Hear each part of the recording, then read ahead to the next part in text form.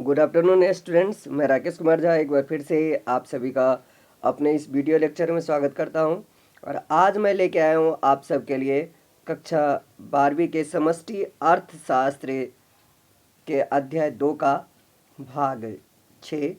इसके अंतर्गत आज हम अध्ययन करेंगे व्यय विधि। तो आइए हम शुरू करते हैं आज का ये वीडियो लेक्चर। और आगे बढ़ने से पहले एक बार आप सभी से मेरा विनम्र आग्रह है कि यदि आप हमारे इस चैनल पर नए हैं तो प्लीज़ हमारे चैनल को सब्सक्राइब अवश्य कर लें और साथ ही साथ ऑल नोटिफिकेशन बेल भी दबा दें ताकि आपसे कोई भी इम्पोर्टेंट वीडियो मिस ना होने पाए। तो आइए हम शुरू करते हैं आज की वीडियो। तो सकल घरेलू उत्पाद की गणना की एक वैकल्पिक विधि उत्पाद के मांग के पक्ष में दृष्टि रखकर करती है। इस विधि को व्यय विधि कहते हैं। ध्यान दीजिए कि घरेलू उत्पाद की गणना की एक वैकल्पिक यानी कि ऑप्शनल मेथड उत्पाद के मांग के पक्ष को नजर रख के इसकी गणना करते हैं। किसकी? जीपी की, सकल घरेलू उत्पाद की, जीडीपी की गणना करती है। तो जिसमें मांग के पक्ष को ध्यान में रख के गणना की जाती है उसे हम क्या कहते हैं? व्यय विधि कहते हैं। जैसा कि हमने देखा था किसान और बेकर वाले उदाहरण में, जैसे कि पहले हमने चर्चा किया है कि उसमें अर्थव्यवस्था की व्यय विधि से निर्गत यानी कि आउटपुट के समस्त मूल्य की गणना इस प्रकार की जाएगी। देखिए कैसे? इस विधि में प्रत्येक फर्म द्वारा प्राप्त अंतिम व्ययों का योग प्राप्त करते हैं। अंतिम व्यय व्यय का वह अंश है जिसे मध्यवर्ती उद्देश्यों से ग्रहण नहीं किया जाता है। जैसे बेकर किसान से 50 रुपये मूल्य का गेहूं खरीदता है तो ये नहीं शामिल होगा। यहाँ गेहूं मध्यवर्ती वस्तु है, अतः यह अंतिम व्यय की श्रेणी में नहीं आता है। इस प्रकार अर्थव्यवस्था के लिए निर्गत यानी कि आउटपुट होने वाली समस्त मूल्य है 200 रुपये, यानी कि बेकर का अंतिम व्यय, और 50 रुपये किसान का अंतिम व्यय है, यानी कि 250 रुपये प्रति वर्ष कुल क्या हुआ? व्यय हुआ। व्यय विधि से यानी कि एक तरीके आय हुई। फर्म आय निम्नलिखित बातों में अंतिम व्यय कर सकती है। नंबर 1, फर्म द्वारा उत्पादित वस्तुओं और सेवाओं पर अंतिम उपभोग व्यय। तो फर्म द्वारा उत्पादित वस्तुओं और सेवाओं पर अंतिम उपभोग व्यय, यानी कि जो फर्म कोई भी चीज़ बनाती है तो उसको उपभोग करने के लिए व्यय, इसे हम CI से सूचित करते हैं, यानी कि कंज्यूमर के द्वारा किया गया जो इन्वेस्ट है। एक तरीके से कह सकते हो आप। ध्यातव्य है कि प्रायः परिवार ही उपभोग पर व्यय करता है, लेकिन इसका अपवाद भी हो सकता है, यानी कि एक्सेप्शन भी हो सकता है। जैसे फर्म अपने अतिथि यानी कि कोई गेस्ट आया, यानी कि बाहर से कोई आया या कर्मचारी है दूर से मंगाया गया है, तो कर्मचारियों को रखने का, खाने का, पीने का जो की अगर व्यवस्था करता है तो उसके लिए भी उपभोग पदार्थों पर क्रय यानी कि क्रय करती है, यानी खरीदती है। फर्म आय द्वारा उत्पादित पूंजीगत वस्तुओं पर दूसरे फर्मों द्वारा उपगत मतलब होता है कि उस पर डिपेंडेंट अंतिम निवेश व्यय को आई कैपिटल आई और स्मॉल आई है, यानी कि फर्म द्वारा उत्पादित पूंजीगत वस्तुओं पर दूसरे फर्म के द्वारा जो उपगत यानी कि उसके बाद उसको जो उस पर जो इन्वेस्ट हम करते हैं उसको हम क्या कहते हैं? निवेश व्यय कहते हैं, यानी कि आई। अवलोकन कीजिए यानी कि इसकी जांच पड़ताल कीजिए कि मध्यवर्ती वस्तुएं जो सकल घरेलू उत्पाद की गणना में शामिल नहीं है पर व्यय के विपरीत निवेश व्यय को सम्मिलित किया जाता है। इसका कारण यह है कि निवेश वस्तुएं फर्म के पास होती है जबकि उत्पादन प्रक्रम मध्यवर्ती वस्तुओं का उपभोग होता है। मध्यवर्ती यानी कि जो उसके बीच में जो मीडिएटर गुड्स जिसको कहते हैं, इंटरनल गुड्स, वह व्यय जो सरकार फर्म आई के द्वारा उत्पादित अंतिम वस्तुओं और सेवाओं पर करती है, इसे हम, अब यहाँ पे सरकार की बात आ रही है, तो सरकार व्यय करती है, तो सरकार की व्यय जो है ना जीआई द्वारा व्यक्त करते हैं। इसको दर्शा सकते हैं, सरकार द्वारा उपगत अंतिम व्यय में उपभोग और निवेश व्यय दोनों शामिल होता है। उपभोग और निवेश दोनों शामिल होता है सरकार के द्वारा जो अंतिम व्यय है। निर्यात संप्राप्ति यानी कि फर्म आई विदेशों में अपनी वस्तुओं और सेवाओं को बेचकर जो करती है उसको एक्स आई के द्वारा सूचित किया जाता है। अतः फर्म के द्वारा प्राप्त संप्राप्ति, संप्राप्ति मतलब जो प्राप्त की गई कुल योग को इस प्रकार दिखा सकते हैं कि आरबीआई यानी कि फर्म के द्वारा संप्राप्ति के कुल योग को आरबीआई हम कहते हैं। आइडेंटिटी यानी कि उसके लगभग बराबर होता है फर्म आई द्वारा प्राप्त अंतिम उपभोग, निवेश, सरकारी और निर्यात संबंधी व्ययों का कुल योग।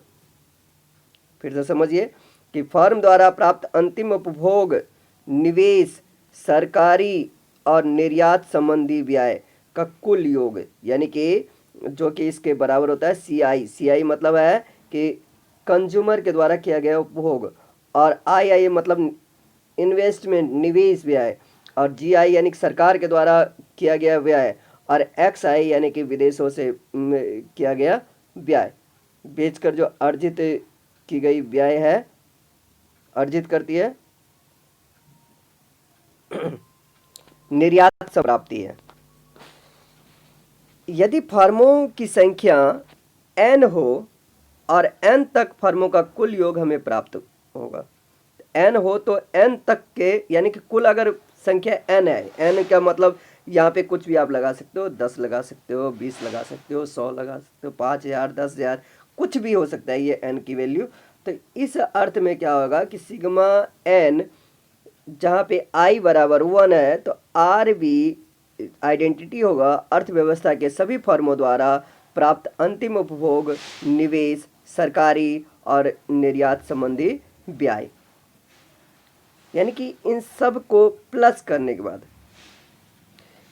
कहने का मतलब यह है कि ये किसके लगभग बराबर होगा, तो sigma N I equal 1 C I plus sigma N I equal 1 I sigma N I equal 1, यानी कि n इक्वल 1 अगर है तो वो जी आई के इक्वल होगा, या 100 है तो जी आई जी 100 होगा।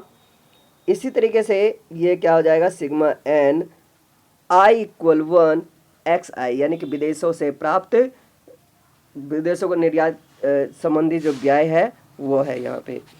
अब आगे देखिए, इसमें संपूर्ण अर्थव्यवस्था का समस्त अंतिम उपभोग व्यय को सी मान लेते हैं हम, सी मान लीजिए।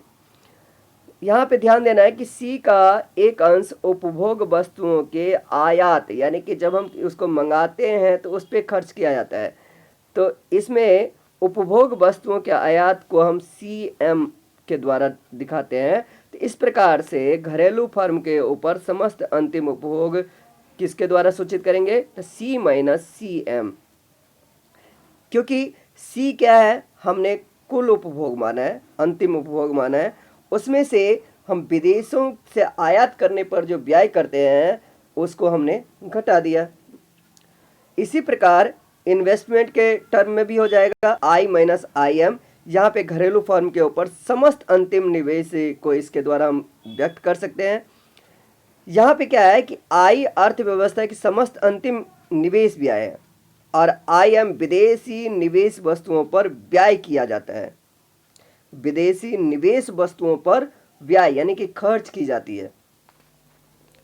इसी प्रकार जी आई माइनस जी एम अगर करते हैं तो जी आई माइनस जी एम समस्त अंतिम सरकारी व्यय का अंश है, जिसका व्यय घरेलू फर्मों द्वारा होता है, जहां जी अर्थव्यवस्था में सरकार का समस्त व्यय है और जी एम जी का वह अंश है जिसका व्यय आयात पर होता है। आयात मतलब कहीं से जब हम बाहर से विदेश से कुछ चीज मंगाते हैं तो उस पर जो होता है। अतः sigma N I equal 1 C आई क्या आइडेंटिटी क्या होती है? तो अर्थव्यवस्था में सभी फर्मों द्वारा प्राप्त अंतिम उपभोग व्यय का कुल योग, जो कि आइडेंटिटी होता है किसके? तो सी माइनस सी एम के। अब यहाँ पे सिग्मा एन आई इक्वल 1 आई जो आइडेंटिटी किसके इक्वल होता है? तो अर्थव्यवस्था में सभी फर्मों द्वारा अंतिम निवेश व्यय का कुल योग, जिसको हम आई माइनस आई एम भी लिख सकते हैं।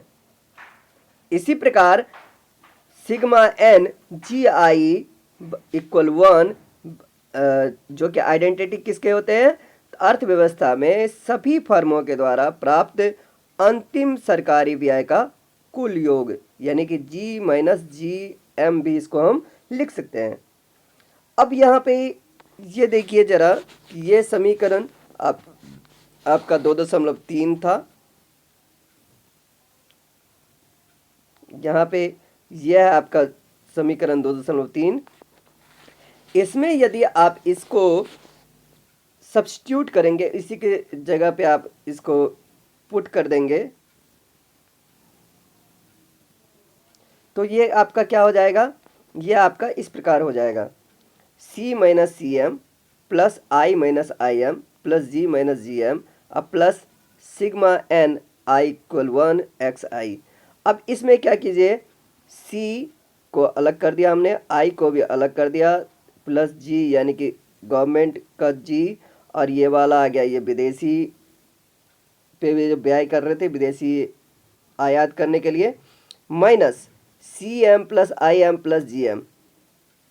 ठीक है, अब ये किसके इक्वल हो जाएगा? तो इन तीनों का जो आइडेंटिटी के रूप में हम एम को लिख सकते हैं। इस तरीके से ये हो जाएगा सी प्लस आई प्लस जी प्लस एक्स, इसके जगह पे एक्स और माइनस एम, यानी कि इसको फिर से समझिए कि C plus I minus ji plus ji plus x minus M. ठीक है, अब यहाँ एक्स आइडेंटिटी किसकी है? तो sigma N I equal 1 X आई के। अब यहाँ अर्थव्यवस्था के निर्यात पर विदेशियों द्वारा किए गए समस्त व्यय को ये सूचित करता है, यानी कि अर्थव्यवस्था के निर्यात पर, निर्यात मतलब जो हम अपने यहाँ से दूसरी जगह जो कुछ भेजते हैं और उस पर जो विदेशियों के द्वारा जो उस पर खर्च किया जाता है, उसको हम इसके द्वारा हम दिखाते हैं एक्स के द्वारा। एम बराबर C M plus I M plus G M अर्थव्यवस्था के उपगत, यानी कि उस पर डिपेंडेंट जो आयात करने पर जो खर्च होती है उसको हम इसके द्वारा सूचित करते हैं। हम जानते हैं कि जीडीपी आइडेंटिटी होती है किसके? कि अर्थव्यवस्था के सभी फर्मों द्वारा प्राप्त अंतिम व्यय का कुल योग, यानी कि इसको दूसरे शब्द में हम किस तरीके से कहेंगे? जीडीपी आइडेंटिटी होती है sigma N I equal 1 RBI, जो कि किसके इक्वल होगी? इसके किसके? सी प्लस आई प्लस जी प्लस एक्स माइनस एम के। व्यय विधि के अनुसार ये जो समीकरण है ये वाला, ये सकल घरेलू उत्पाद को व्यक्त करता है। यहाँ ध्यान देने योग्य बात यह है कि दाईं ओर दिए गए 5 चरों में से ये जो आई है, ये 5 चर यहाँ पे दिया गया है, जिसमें से ये आई जो है ये निवेश यानी कि इन्वेस्टमेंट, निवेश व्यय, ये सबसे ज़्यादा परिवर्तनशील है, ये हमेशा बदलते रहता है। तो अभी के लिए इस भाग में हम इतना ही करेंगे। अगले भाग में हम जानेंगे राष्ट्रीय आय के गणना की तीसरी विधि आई, जिसको आई विधि कहते हैं। तो तब तक के लिए शुक्रिया, धन्यवाद।